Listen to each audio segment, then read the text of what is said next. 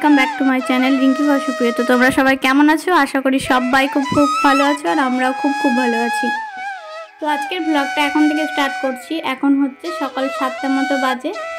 তো সকাল সকাল উঠে পড়েছি, কারণ তোমরা টাইটেল থাম্বনেল দেখে বুঝতে পারছো আজ সারাদিন কী হতে চলেছে। তো তোমরা কোনো ভিডিও পুরোটাই দেখো, স্কিপ করো না। তো এখন বাজছে সকাল 7:30 মতো। তো এদিকে প্রথমেই চাটা খেয়ে নিচ্ছি।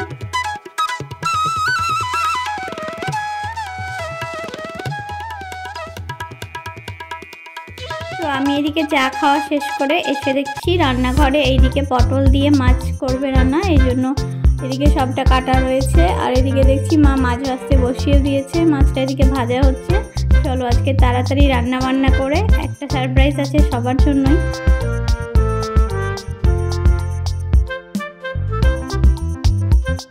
তো মা এদিকে রান্না করছে আর বাবা এদিকে আমার জন্য পুরি তরকারি নিয়ে এসেছিল। বাবাকে আনতে বলেছিলাম তাই, আর মা আমার জন্য সকালবেলা পায়েস রান্না করেছিল।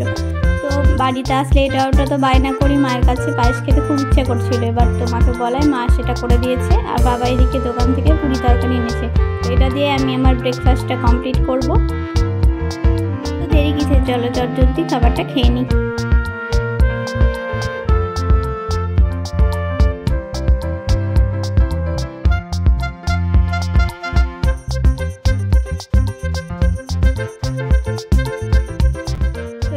খাওয়া দাওয়া কমপ্লিট করে চলে এলাম ছাদে। তো ভাবলাম চলো আমাদের সজনে গাছে কত সজনে ধরেছে, চলো তোমাদের একটু দেখাই। দেখো কত পরিমাণে সজনে ধরেছে। এইদিকে গাছগুলো ডালগুলো সব মেপে গেছে সজনে ডাঁটার পরে। প্রচুর পরিমাণে সজনে ডাঁটা হয় আমাদের গাছে প্রত্যেকবার, তো এবার একটু কমই হয়েছে আগের বারের তুলনায়। তোমরা টাইটেল অ্যান্ড থাম্বনেলে দেখে বুঝতেই পেরেছো যে কি নতুন সদস্য আসতে চলেছে, তার জন্যই ব্যবস্থা করা। এদিকে লাইনগুলো কারেন্টের সব ঠিক করা হচ্ছে। তো তাকে আনার জন্য দেখতে পাচ্ছ পরিবারের সবাই ব্যস্ত হয়ে গেছি। এত গরমে থাকাই যাচ্ছে না, তাকে না এনে শেষ পর্যন্ত আনতে বাধ্য হলাম। তো ভালোবেসেই তাকে আনা হচ্ছে, স্বাগত করা হচ্ছে। তো এইদিকে দেখতে পাচ্ছ তার জন্য আগে যা যা প্রস্তুত করা দরকার সেগুলোই হচ্ছে আস্তে আস্তে। এদিকে কারেন্টের যে কাজগুলো আছে বাকি কাজগুলো এদিকে করা হচ্ছে, তারপর এটাকে আনা হবে। দেখতে পাচ্ছ তাকে আনার জন্য এতটা উদ্গ্রীব হয়ে পড়েছি যে দুপুরবেলা কোনো বাধা বিশেষ না মেনে সব কিছু দেখছো কারেন্টের কাজ। তখন দুপুর 3টে মতো বাজে, তখন থেকে শুরু হয়ে গেছে কারেন্টের কাজ।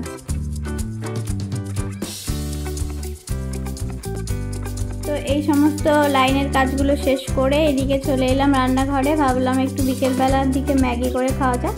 তবে জলে ফুটিয়ে যে মশলা দিয়ে ম্যাগিটা খাই সেভাবে আমি খেতে ভালোবাসি না। যেভাবে চাউমিন বানানো হয় সেই প্রসেসে বানিয়ে বেশি ভালো লাগে খেতে।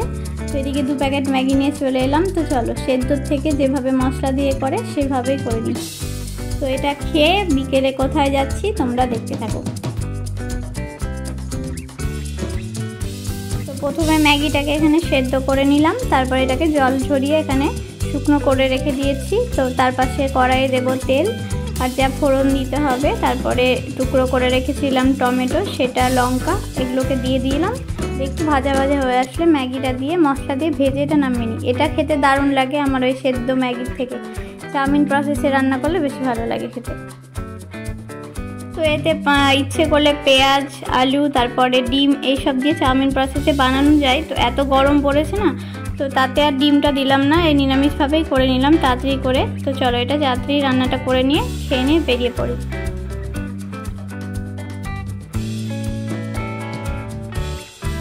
তো আমার এদিকে চাউমিন ভার্সেস ম্যাগি কোনটা যে হলো বুঝতে পারলাম না, তো সেটা রেডি। তো চলো খেয়ে নিই। তো এই সেই মুহূর্ত যেখানে এটা আনার জন্য আমরা কতদিন ওয়েট করেছিলাম। তো শেষ পর্যন্ত সেটা আনতে চলে এসেছি, দেখতেই পাচ্ছো দোকানেও চলে এসেছি। সারি সারি ফ্রিজ, কোনটার মনে হচ্ছে সবগুলো নিয়ে চলে আসি। তো আমরা তো সেখানে ফ্রিজ নিতে যাইনি, যেটা নিতে গেছি চলো সেটাই আগে চয়েস করে নিই কোনটা নেব, তারপরে দেখছি। তো এই বছরে বাবার কাছ থেকে এটাই আমার আবদার ছিল এসি কেনার জন্য। তো এতদিন থেকে অবধি যতগুলো আবদার করেছি বাবার কাছে সবগুলোই প্রায় পেয়ে গেছি। বাবার যদি সেটা সাধ্যের মধ্যে হয় সেটা আমাকে দেবেই দেবে। তো এবার আমার আবদার ছিল একটা এসি কেনার জন্য, তো সেটা বাবা সেই আবদারটা আমার রাখলো। তো এতটা বড় হয়ে যাওয়া সত্ত্বেও আমার সব চাওয়া পাওয়ার জায়গা একমাত্র হলো আমার বাবা, যে আমার আবদার বলো স্বপ্ন বলো সে এক ইচ্ছেতে আমার সব ইচ্ছে পূরণ করে। চলো দেখি কোন এসিটা এবার নেওয়া যায়।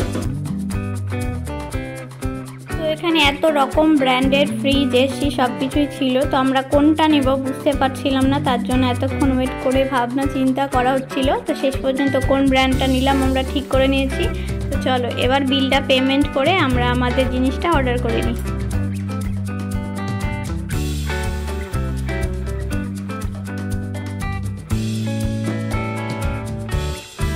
আমরা শেষ পর্যন্ত কোন কোম্পানির এসিটা নিলাম তোমাদেরকে পরে জানাচ্ছি। তো চলো আমরা আগে এসিটা নিয়ে নিই।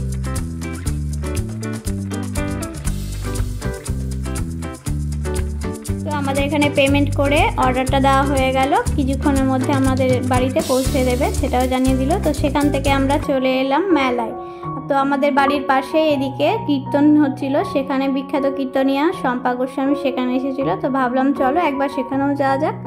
তো এদিকে ফ্রিজ এসি আসতে যেহেতু এখন 1 ঘন্টা টাইম নিয়েছে, তো আমরা ভাবলাম 1 ঘন্টার মধ্যে চলো মেলাটা একটু ঘুরে আসা যাক, সেই ভাবনা। তো চলে এসেছি এখানে। তো 1 ঘন্টার মধ্যে একটু ঘুরে তার আগে আবার বাড়ি চলে যেতে হয়েছিল, কারণ এসিটা আসার টাইম ছিল, ফোন করেছিল, তো আবার পুনরায় বাড়ি চলে আসতে হয়েছিল।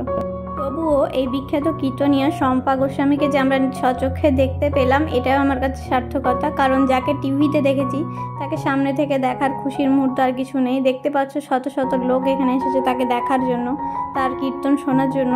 তো আমরাও কিছুক্ষণ গিয়েছিলাম, দেখেছিলাম, তারপরে আমাদেরকে বাড়ি ফিরে আসতে হয়েছিল। তো মেলা থেকে আসার সময় সবার জন্য আইসক্রিম এনেছিলাম, তো এখানে আমরা এদিকে আইসক্রিমটাও খেয়ে নিলাম। তো আমাদের আইসক্রিম খেতে খেতে আমাদের কিন্তু স্বপ্নের এসি বাড়ির অবধি পৌঁছে গেছে। এই দেখো চলেও এসেছে। তো চলো এটাকে নামিয়ে রাখা যাক। আজ যেহেতু রাত্রি 10:30 11টা মতো হয়ে গেছে, তো আজকে তো ফিটিংস করা সম্ভব না, কাল সকাল সকাল আসবে কোম্পানির লোক। তো এই দেখো স্বপ্নের এসি এদিকে বসানো হয়ে গেছে, কারণ কোম্পানির লোকগুলো যখন 7টা বাজে তখন একদম খুব সকাল সকাল এসেছিল। তো এদিকে এসিটা সামনের দিকে বসানো হয়ে গেছিলো ইনডোরটা, আউটডোরটা এদিকে বসানোর জন্য কাজ চলছে। তো এইদিকে পুরোটা বসানো হলেই এই তীব্র গরম থেকে একটু নিশ্চিন্ত হওয়া যাবে, কারণ এতদিন ধরে প্রচেষ্টা আজকে একটু সার্থক হলো।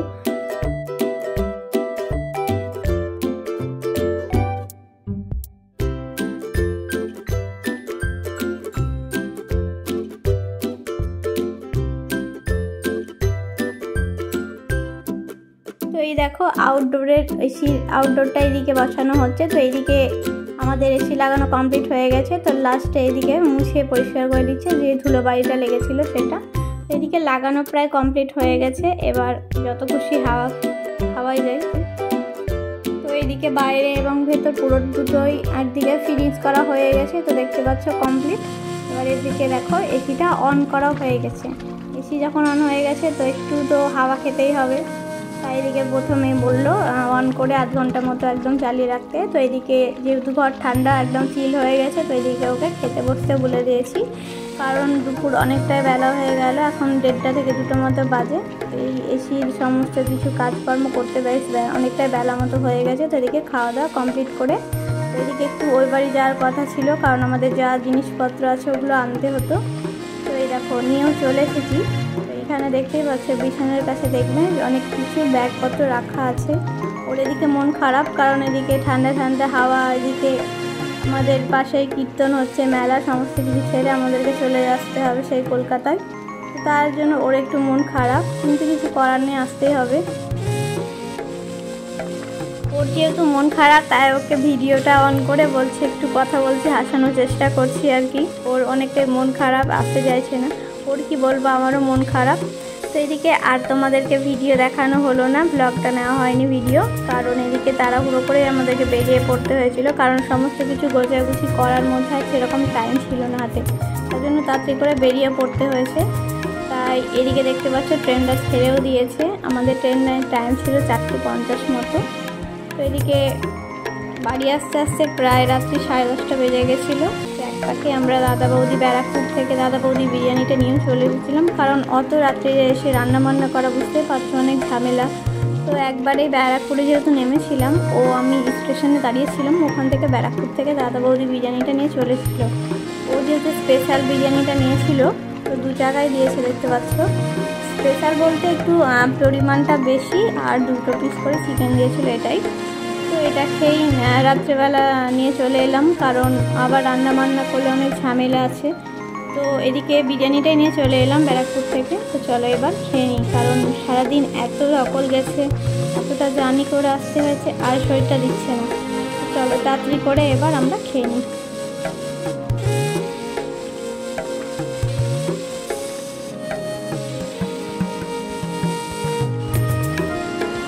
আমাদের লালগোলা গেলে বিরিয়ানি প্রায় খাই, কিন্তু এই দাদা বৌদির মতো এখনও কিন্তু কোথাও বিরিয়ানি সেরকম খেয়েছি কিনা মনে পড়ে না। দাদা বৌদির স্টাইলে বিরিয়ানি কিন্তু কোথাও হয় না।